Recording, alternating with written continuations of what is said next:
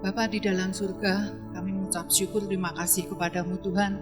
Kalau kami boleh ada sebagaimana kami ada hari ini, semua adalah anugerah-Mu semata. Tuhan, kami selalu bersyukur kepadamu karena Engkau begitu baik di dalam kehidupan setiap kami. Sebentar kami akan belajar kebenaran firman-Mu, kami menyiapkan hati kami seluas-luasnya untuk ditaburi kebenaran firman-Mu. Biarlah firman yang akan disampaikan boleh menjadi berkat kekuatan bagi kami di dalam mengiring Tuhan di sepanjang hari ini. Berkati kami semua, dan di dalam nama Tuhan Yesus kami berdoa dan mengucap syukur. Haleluya, amin. Shalom ibu-ibu wanita Deborah yang dikasihi Tuhan. Apa kabar semuanya? Saya berharap semua baik-baik, sehat-sehat, dan ada dalam pemeliharaan Tuhan. Sebelum lupa, mari kita serukan moto Hagios gereja kita. 1, 2, 3. Saya hidup, saya sehat, saya kuat di dalam Tuhan Yesus Kristus. Amin. Ibu-ibu, tidak terasa sudah hampir 3 bulan kita ibadah online. Apa saja kegiatan ibu-ibu selama di rumah, selama kita stay at home? Tentu masak-memasak menjadi salah satu kegemaran baru kita, bukan? Selain menghemat, juga menyenangkan, sekaligus menghasilkan kalau kita mau dijadikan bisnis kecil-kecilan. Ya, lebih menyenangkan lagi kalau hasil masakan kita dipuji. Wah, rasanya enak, luar biasa, saya belum pernah makan makanan ini. Ya, rasanya kita senang banget dan semakin semangat untuk memasak. Nah, meskipun pada akhirnya kita sendiri yang menghabiskan hasil masakan kita. Nah, itu adalah kegiatan fisik jasmani selama kita tinggal di rumah. Bagaimana dengan kegiatan rohani kita, ibu-ibu? Saya percaya meskipun 3 bulan kita tidak ketemu, tidak saling sapa menyapa dengan langsung, semua tetap setia dengan saat teduh, suka baca firman, mengisi waktu dengan banyak berdoa, dan tak lupa juga selalu bersyukur, merenungkan semua kebaikan Tuhan. Juga tidak lupa untuk mendengar firman Tuhan dari Bapak Ibu Gembala, hamba-hamba Tuhan yang ada, yang akan menguatkan iman percaya kepada Tuhan Yesus Kristus. Nah, hari ini kita akan belajar dari 1 Raja-Raja 17 ayat 1 sampai dengan yang ke-6. Ayat yang sudah sering kita dengar dan saya akan baca dengan cepat. Judulnya adalah Elia di tepi sungai Kerit. Ayat yang pertama, lalu berkatalah Elia orang Tisbe dari Tisbe Gilead kepada Ahab, demi Tuhan yang hidup, Allah Israel yang kulayani, sesungguhnya tidak akan ada embun atau hujan pada tahun-tahun ini, kecuali kalau kukatakan. Kemudian datanglah firman Tuhan kepadanya, pergilah dari sini, berjalanlah ke timur dan bersembunyilah di tepi sungai Kerit di sebelah timur sungai Yordan. Engkau dapat minum dari sungai itu dan burung-burung gagak telah kuperintahkan untuk memberi makan engkau di sana. Lalu ia pergi dan ia melakukan seperti firman Tuhan. Ia pergi dan diam di tepi sungai Kerit di sebelah timur sungai Yordan. Pada waktu pagi dan petang, burung-burung gagak membawa roti dan daging kepadanya, dan ia minum dari sungai itu. Ibu-ibu, Elia adalah nabi pada zaman pemerintahan Raja Ahab. Di dalam Yakobus 5 ayat 17 menuliskan bahwa Elia adalah manusia biasa sama seperti kita. Seorang yang beriman, Elia adalah seorang yang beriman kepada Allah, doanya menghasilkan hal-hal yang luar biasa. Dia juga seorang pemberani, dia setia, dia tekun kepada Allahnya. Pada waktu itu Elia hidup di tengah pertentangan bangsa Israel, di mana sebagian menyembah Tuhan, sebagian menyembah Baal. Banyak pertentangan terjadi sehingga penganiayaan dan kekerasan tidak dapat dielakkan. Dan ini bukan hal mudah untuk dijalani oleh Elia, karena Ahab sebagai rajanya melakukan apa yang jahat di mata Tuhan. Di dalam 1 Raja-Raja 16 ayat yang ke-30 di sana dituliskan, Ahab bin Omri melakukan apa yang jahat di mata Tuhan lebih daripada semua orang yang mendahulunya. Jadi Ahab ini kelas berat ya kejahatannya. Tugas Elia pun cukup berat, menyadarkan bangsa Israel untuk kembali kepada Tuhan Allah. Di ayat yang pertama tadi, lalu berkatalah Elia orang Tisbe dari Tisbe Gilead kepada Ahab, demi Tuhan yang hidup, Allah Israel yang kulayani, sesungguhnya tidak akan ada embun atau hujan pada tahun-tahun ini, kecuali kalau kukatakan. Nah, Elia sebagai nabi Tuhan, dia mengatakan dengan tegas apa yang akan terjadi kepada Raja Ahab sesuai perkataan Tuhan, yakni tidak akan ada embun atau hujan pada tahun-tahun ini kecuali atas perintah Tuhan. Bukan hal mudah Bapak Ibu Saudara, tidak ada embun dan hujan, tidak hanya 1-2 hari atau seminggu, tetapi selama 3,5 tahun. Dan itu keadaan yang sangat sulit. Bagaimana dengan pertanian, perikanan, perkebunan yang semua membutuhkan air. Ya, betul-betul adalah masa yang sulit. Di ayat yang kedua dan ketiga dituliskan, kemudian datanglah firman Tuhan kepadanya, kepada Elia, pergilah dari sini, berjalanlah ke timur dan bersembunyilah di tepi sungai Kerit di sebelah timur sungai Yordan. Bersembunyilah. Elia diperintah Tuhan untuk bersembunyi, menyingkir jauh dari kekuasaan Ahab, yang menyingkir dari daerah kekuasaan Ahab yang akan mengalami kekeringan dengan mengisolasi diri di tepi sungai Kerit. Perintah Tuhan untuk Elia ini juga cukup berat ya, disuruh pergi bersembunyi ke tempat yang Elia sendiri belum tahu tempatnya seperti apa.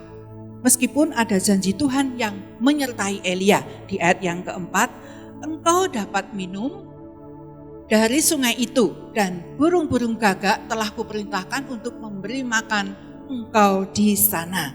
Jadi Tuhan sudah berjanji, dia memberikan perintah kepada Elia, tetapi ada janji Tuhan yang akan menyertai Elia, yaitu Tuhan akan memelihara hidupnya. Tetapi secara nyata Elia belum tahu tempatnya itu seperti apa sungai Kerit, di tepi sungai Kerit. Ini teladan buat kita. Elia memegang janji Tuhan dengan kuat. Nah ibu-ibu, ketika Tuhan memerintah kita untuk berbuat sesuatu sesuai dengan firman-Nya, Tuhan tidak akan melepaskan kita begitu saja atau memberi perintah saja kepada kita, tetapi ada janji Tuhan yang akan mendorong, menguatkan kita berbuat sesuai dengan perintah Tuhan sehingga kita mampu untuk melakukannya. Jadi poin yang pertama tadi adalah Elia memperhatikan firman Tuhan, yang kedua Elia mentaati perintah Tuhan untuk pergi, dan yang ketiga Elia memegang janji Tuhan itu dengan kuat. Nah, seperti apa sih tepi sungai Kerit?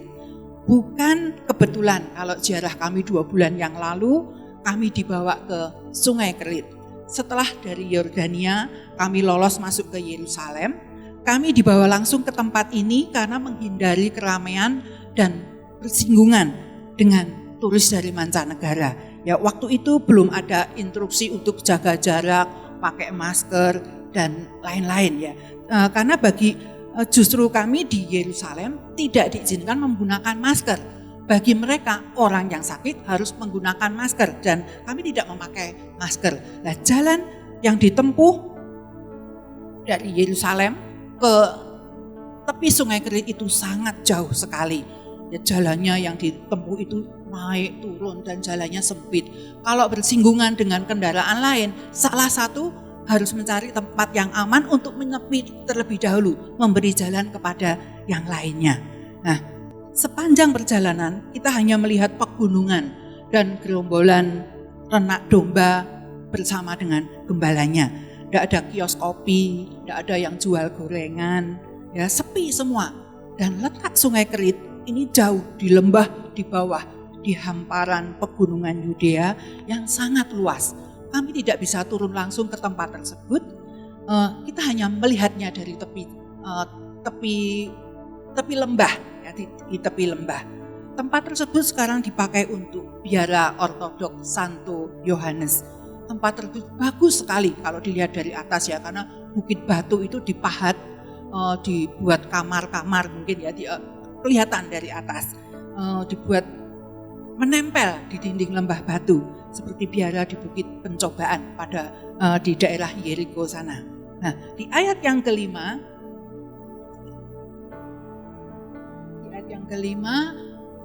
Lalu ia pergi dan ia melakukan seperti firman Tuhan. Ia pergi dan diam di tepi sungai Kerit di sebelah timur sungai Yordan.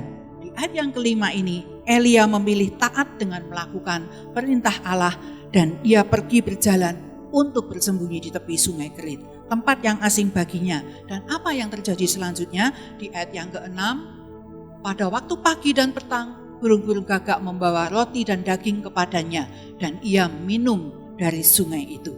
Luar biasa Tuhan kita ya. Tuhan memelihara hidup Elia di lembah sungai Kerit. Ya, makanan di delivery, dikirim sama GoFood dan sebagainya ya, melalui burung gagak. Minum pun disediakan, tinggal ambil di sungai Kerit sepuasnya. Dari kisah yang sederhana ini, kita bisa melihat ketaatan Elia menghasilkan mujizat. Elia memang betul, dia disingkirkan dari daerah kekuasaan Ahab yang mengalami masa kekeringan selama 3,5 tahun ke tepi sungai Kerit untuk maksud Tuhan. Hasilnya adalah apakah Elia kemudian dia kekurangan makan, dia nggak bisa makan, nggak bisa minum? Ternyata tidak. Hidupnya tetap terpelihara dengan ajaib, dengan caranya Tuhan. Ibu-ibu, berbicara musim kekeringan sama dengan keadaan dunia sekarang ini, masa pandemi COVID-19. Semua prihatin ya melihat keadaan yang ada. Banyak yang kehilangan keluarga, kehilangan pekerjaan, dan lain sebagainya. Bukankah ini sama dengan keadaan kita sekarang ini? Janganlah takut menghadapi masa ini. Jalani saja bersama Tuhan. Seperti waktu itu Elia mendapat perintah Tuhan untuk bersembunyi di sungai Kerit. Bersembunyi, bukankah anjuran ini juga sama dengan anjuran pemerintah kita? Ya, supaya kita tinggal di rumah, stay at home, pakai masker, jaga jarak, dan cuci tangan, dan mandi sesering mungkin. Memang COVID-19 ini tidak kelihatan ibu-ibu, tetapi dia luar biasa ganasnya. Dengan tinggal di rumah akan mengurangi mata rantai penularan. Jangan merasa sehat dan berpikir aku tidak mungkin ketularan dan tidak mungkin nulari orang lain. Ya, karena sekarang banyak sekali orang tanpa gejala. Orang tanpa gejala itu banyak sekali di sekeliling kita. Dan sebagai orang percaya, bersikaplah bijaksana menghadapi masa pandemi ini bersama-sama. Di Yesaya 26 ayat yang ke-20, ayat yang sering kita baca hari-hari ini, di sana dituliskan, "Mari bangsaku, masuklah ke dalam kamarmu, tutuplah pintumu sesudah engkau masuk, bersembunyilah barang sesaat lamanya sampai amarah itu berlalu." Ya, apa artinya bersembunyi? Artinya bisa sama dengan stay at home. Berdiam dirilah sejenak di rumah kita masing-masing. Menanti di hadapan Tuhan dalam doa hingga Tuhan menyelesaikan rencananya. Untuk berapa lama? Ayat tadi mengatakan untuk sesaat, barang sesaat lamanya. Cuma sebentar, hanya sebentar. Mau tidak mau, kita harus bagaimana? Bertahanlah. Sekarang saja sudah tidak terasa kita udah hampir 3 bulan ibadah online. Nah, di Amsal 22 ayat yang ketiga, kalau orang bijak melihat malapetaka, bersembunyilah ia. Tetapi orang yang tidak berpengalaman berjalan terus lalu kena celaka.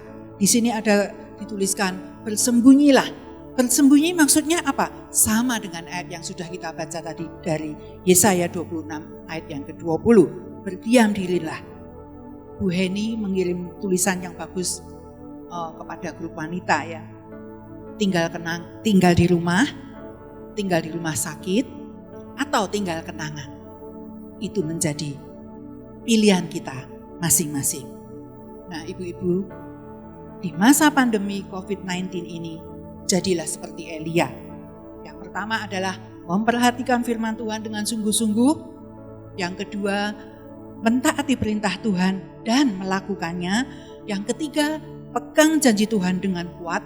Hasilnya adalah yang keempat, mengalami mujizat Tuhan.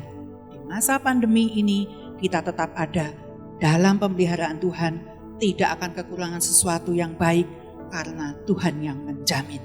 Tetap semangat ibu-ibu, Tuhan Yesus memberkati. Kami bersyukur, terima kasih kepadamu Tuhan. Kami sudah mendengarkan firman-Mu.